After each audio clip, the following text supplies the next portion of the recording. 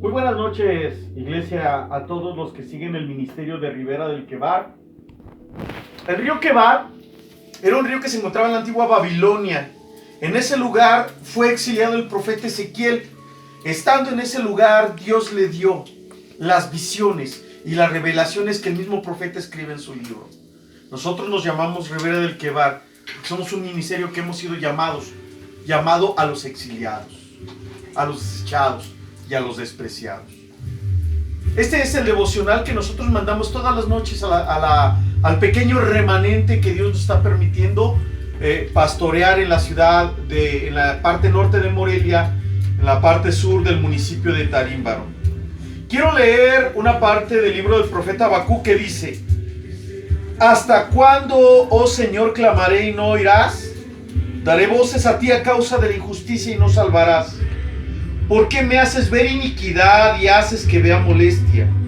Destrucción y violencia están delante de mí, pleito y contienda se levantan, por lo cual la ley es debilitada y el juicio según la verdad. Por cuanto el impío asedia al justo, por eso sale torcida la justicia. El reino de Judá estaba en una crisis enorme por causa de la rebeldía, de la iniquidad y del pecado de la nación. Jerusalén estaba a punto de ser destruida y los niños estaban a punto de ser azotados en las peñas, las mujeres a punto de ser violadas y los hombres a punto de ser llevados cautivos a Babilonia. Y en un clamor de desesperación, porque verdaderamente el profeta estaba sintiendo la crisis y porque había en su corazón una grande desesperanza, el profeta clama a Dios lo que acabamos de leer. Cuando nosotros leemos esta parte del libro del profeta Habacuc y le ponemos la carga emocional que debe de llevar la lectura bíblica, nos damos cuenta que el profeta le estaba reclamando a Dios, porque más adelante nosotros leemos que el profeta dice: sobre mis pies me voy a quedar parado hasta que tú, Señor, me respondas. Y lo más hermoso es que Dios le respondió. El mundo está en crisis, el mundo está angustiado, hay miedo. A lo mejor es muy grande el problema que tenemos por la pandemia y no es a nivel nacional como en los días del profeta Habacuc, es a nivel mundial. Es muy grande el miedo, porque efectivamente sí es grave la crisis, pero es más grave el miedo que nos han metido en nuestra forma de pensar.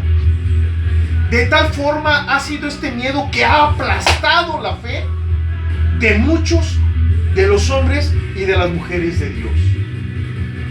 Dios le responde al profeta y le responde y le dice: he aquel cuya alma no es recta se enorgullece, y le dice: mas el justo por su fe vivirá. Y esta pequeña frase marcó un historial enorme en el pueblo de Dios, porque fue allí donde Lutero sintió el impacto de la voz de Dios, y ese impacto de la voz de Dios le hizo ponerse de pie y desafiar al imperio más poderoso del mundo, que era el imperio del Papa y de Roma mismo. El justo por su fe vivirá.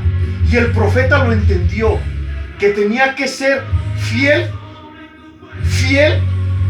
a la persona de Dios, fiel a sus convicciones espirituales. Tenía que serle leal a las convicciones espirituales que él había vivido durante mucho tiempo. Y el principio bíblico sigue siendo el mismo: el justo por su fe vivirá. Iglesia, pueblo de Dios, Dios defiende a los que son suyos. Dios cuida de los que no son suyos. ¿Cuánto más va a cuidar a los que son suyos? Por eso Romanos dice que el que no escatimó a su propio Hijo, sino que lo entregó por todos nosotros, ¿cómo no nos dará junto con Él todas las cosas que necesitamos? Hay que hacer caso a las autoridades, pero sobre todas las cosas hay que entender que el justo vive por su fe. Dios va a tener cuidado de usted en la necesidad en el desempleo, en la crisis, en la enfermedad. El justo por su fe vivirá. Ese principio bíblico nunca cambia. Y el profeta lo entendió al final de su libro, cuando el profeta dijo así: aunque la higuera no florezca, ni en las vides haya fruto, aunque falte el producto del olivo y las vacas no den mantenimiento, con todo yo me gozaré en el Dios de mi salvación. El justo por su fe vivirá.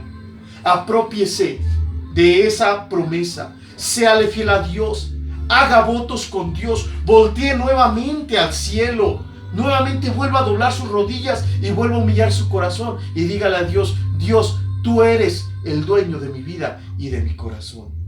Y entonces Dios le va a defender, Dios va a velar por usted y Dios va a cuidar de usted, porque el justo por su fidelidad es por la que va a vivir. Y aunque la higuera no florezca, aunque falte el producto del olivo y aunque las vacas no den mantenimiento, con todo yo me gozaré en el Dios de mi salvación. Iglesia amada, que Dios les bendiga. Estamos orando por cada uno de ustedes. No nos olvidamos ni un momento de estar intercediendo. Les amamos, iglesia. Dios les bendiga.